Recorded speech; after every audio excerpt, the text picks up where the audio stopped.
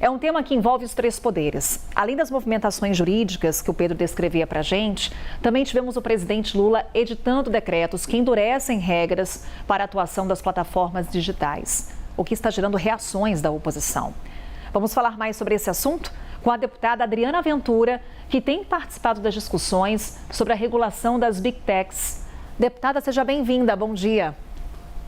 Bom dia, Carol. Bom dia, até um prazer estar aqui com vocês, debatendo esse assunto tão importante para todos os brasileiros. Pois é, né? E como está gerando reações aí em Brasília, e justamente ouvir o que a oposição está trabalhando nesse momento, porque a senhora, com outros parlamentares, assinou projetos legislativos que buscam derrubar esses decretos editados pelo presidente Lula. Então, minha pergunta é muito objetiva. Por quê, deputada? Olha, respondendo de forma objetiva a sua pergunta, Carol, isso não tem nada a ver com ser oposição. A gente, assim, realmente a oposição tomou a frente e tiveram 24 projetos de decreto legislativo que é para sustar uma ação do Executivo, justamente para defender a liberdade de expressão. Porque o que está acontecendo aqui não é a oposição indo contra o governo, é a oposição se insurgindo contra o governo, extrapolando as suas funções, querendo colocar regras, ele quer criar obrigação tanto para as plataformas como colocando o cidadão numa situação de insegurança completa. É uma perfeita afronta à liberdade de expressão, porque isso não tem lei, ele está fazendo o que deveria, o governo está passando por cima de algo que não tem lei. E por incrível que possa parecer, esse debate de liberdade de expressão e Big Techs já vem há muito tempo, né? A gente viu por diversas vezes essa tentativa de cerceamento de liberdade, porque, na verdade, a preocupação única aqui é liberdade de expressão, não é ação de oposição. E uma outra coisa que eu acho interessante falar é que fica todo mundo numa insegurança do que pode falar, do que não pode falar, e a gente corre um alto risco de autocensura. E mais uma coisa que eu acho muito interessante, estes decretos extrapolam poderes da NPD, dando poder de fiscalizar, notificar, coisa que antes estava restrita à liberdade individual e também questões de proteção infantil pelo ECA Digital, como também tem lacunas ali para a AGU começar a virar a Procuradoria da Verdade. A gente não pode dar o poder para o Estado, qualquer que seja o Estado, hoje esquerda, amanhã direita, pouco importa, de invadir e decidir o que é verdade ou não, o que é censura ou não. E eu acho que a grande preocupação aqui, Carol, que é muito legítima de qualquer cidadão consciente, é que em nome de uma suposta defesa da democracia, de crimes contra a democracia, a gente começa a condenar a opinião, que é legítima. Que democracia que para em pé se não aceita a crítica? Então, eu acho que esse é o grande problema. Vai trazer instabilidade, vai trazer insegurança na nossa visão. Então, o objetivo do projeto é sustar isso. Isso tem que passar no Congresso, virar lei, para depois o Executivo poder executar. Deputada, bom dia para a senhora, obrigado pela participação. Esse é um tema extremamente importante, seja quem concorda, seja quem discorda desse assunto, do mérito desse assunto, mas é um assunto que todos de fato querem discutir, isso é inegável. Mas por muito tempo o Congresso Nacional deixou de atuar sobre esse assunto, houve uma articulação ali muito grande pelo PL das fake news. A senhora se lembra bem daquele lobby que houve das grandes empresas de tecnologia para evitar o avanço desse texto. E aí o que foi visto naquela ocasião foi uma omissão do Congresso em tomar uma decisão. Houve depois um questionamento no Supremo, o Supremo diante disso tomou uma decisão, o governo do presidente Lula também se mobilizou ali. E aí, o que é visto por críticos, diante de uma omissão do Congresso, de uma inação do Congresso, houve decisões do Supremo, que teve de decidir, do governo que está ali trabalhando também. Queria uma avaliação da senhora se há, depois de uma eventual derrubada desse decreto do presidente Lula, se isso de fato acontecer, se há clima no Congresso Nacional para, de fato, sentar, discutir, conversar com todos os segmentos e todos os setores sobre esses assuntos. Olha, Theo, eu gostei bastante da tua colocação, até porque eu acho que é um debate que precisa acontecer, né? A gente vê que vai, que volta, mas muitas vezes a omissão do Congresso simplesmente é uma decisão, não é uma omissão do Congresso, o Congresso não agiu.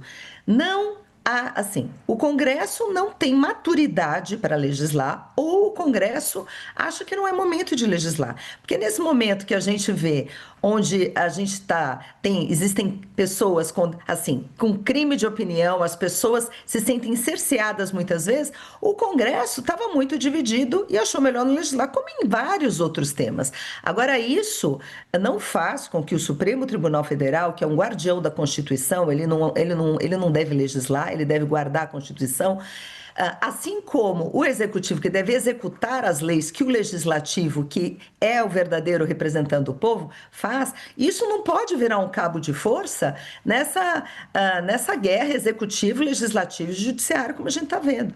Então, eu acho que aqui, Theo, a gente precisa colocar um pouco o pé no chão e ver o que é real. Faz sentido, essa é uma pergunta, tá bom? Faz sentido, por meio de um decreto, o governo federal falar que a NPD tem superpoderes para poder fiscalizar, notificar, né, colocar infração e tudo mais. Faz sentido isso? Nenhum. Faz sentido a AGU virar Defensoria, Procuradoria da Verdade? Também não faz sentido. Então, a gente vê que abusos, é claro que abusos precisam ser punidos, é claro, já existe lei para isso, vários crimes disso, de calúnia, difamação e outras coisas. Nós temos um marco civil da internet que foi super trabalhado, né, pelo deputado Alessandro Molon, foi uma coisa assim extremamente bem feita. A questão de responsabilização está lá. Agora, o que a gente vê hoje é que defesa da democracia justifica qualquer coisa, inclusive perseguir adversários. A gente vê pessoas que têm, simplesmente por questão de opinião, tem uma pessoa decidindo se aquilo é bom ou não. E eu pergunto aqui, os opositores, hoje eu sou da oposição, amanhã talvez eu seja situação ou independente, pouco importa. Qualquer governo e qualquer democracia tem que estar protegida de opiniões. As opiniões servem para melhorar a democracia. Então, a gente não pode cercear. Eu acho que essa que é a grande questão. A gente só vai ter uma verdadeira democracia quando todo mundo puder criticar, sabe? De uma maneira livre. Agora, o que está acontecendo não querem críticas. Agora, eu fico realmente muito incomodada quando eu vejo tanta sanção, pode isso, não pode aquilo, transferindo para a Big Tech uma responsabilidade que não é dela. Na minha visão, ok? Então, eu não estou falando que ela é isenta. Não, ela tem que ter a responsabilidade dela. Agora, usar um instrumento desse também para cercear a liberdade dos cidadãos, para cercear atividades comerciais, eu acho muito complicado, principalmente na canetada. Então, eu sou radicalmente contra. Nós entramos com esse projeto de decreto legislativo e eu espero, sim, que ele seja... que esse decreto seja derrubado no Congresso. É o que eu quero. Sabe por quê? Porque democracia não se protege diminuindo liberdade. Porque quem define limite de liberdade de expressão é a lei, não é a vontade do Congresso de plantão, não é a vontade do Supremo Tribunal Federal. Então, e esse debate tem que acontecer à luz do dia, no Congresso, no Parlamento, e não por decisão do Executivo. Boa, deputada, a senhora falou sobre essa questão da maturidade, é um ponto importante, de fato, na ocasião do PL das fake news, esse foi um tema discutido. Lembro que antes da retomada do julgamento do Supremo Tribunal Federal no ano passado, que de fato sacramentou essa ampliação da responsabilização das Big Techs, um dos relatores dessas ações, o ministro Dias Toffoli, ele deu um prazo para que o Congresso Nacional deliberasse sobre esse assunto e de fato não houve uma deliberação. Inclusive, isso foi costurado lá no Congresso Nacional e o Congresso decidiu não decidir. A senhora, de fato, diz isso, pode ser por conta de dúvidas, pode ser por uma questão de maturidade. A senhora vê hoje uma maturidade do Congresso Nacional em, de fato, sentar e discutir esse assunto? E aproveito aqui, deputada, para acrescentar, se de fato já tem alguma proposta nesse momento nas mesas e nas conversas aí em Brasília, porque, por vezes, esse limbo legislativo favorece a ocorrência de crimes que vão nessa esteira do discurso da liberdade de expressão. Então, olha, eu acho que essas colocações que vocês fazem são importantes, porque o que a gente precisa buscar aqui? Um equilíbrio, né? Então, não é o equilíbrio.